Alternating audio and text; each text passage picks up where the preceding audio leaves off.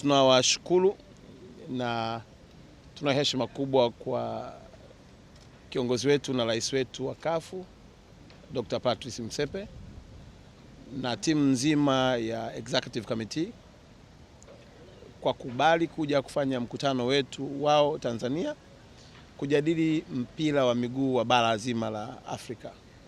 Lakini la pili, kwa namna ambavyo heshima ambayo President Motsepe ameipa nchi yetu na kwa kazi kubwa nzuri ambayo Daktari Samia anaifanya katika historia ya nchi yetu. Hakuna uwekezaji mkubwa uliofanywa na rais yoyote kama ambavyo Daktari Samia amefanya katika mpira wetu wa miguu na michezo mingine. Watanzania ni mashahidi, lakini Dr. Motsepe pia ni shahidi.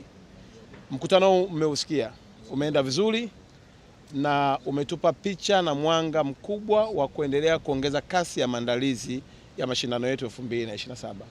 Shukrani zimwendee rais wetu Motsepe pamoja na kamiti yake yote, lakini pia ziwaendee watendaji wa CAF ambao wanafanya kazi tirelessly usiku na mchana kuhakikisha kwamba mpira wa miguu unakuwa na unabadilika kuwa uchumi kwa familia moja moja na kwa taifa kwa jumla. Mwisho, Tanzania tuko tayari, CAF iko tayari na vijana wa Kitanzania wako tayari.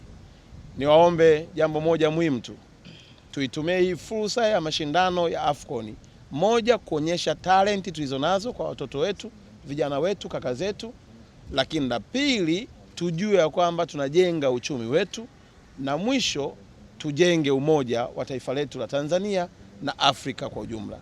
Nimalizie kwa kusema Rais Motsepe ni rais wa CAF, lakini ni kaka wa Tanzania. Sisi kwetu tunamwangalia kama role model. Anapotua katika taifa letu anaongeza morali na shauku kwa vijana wa Tanzania kuendelea kupambana zaidi.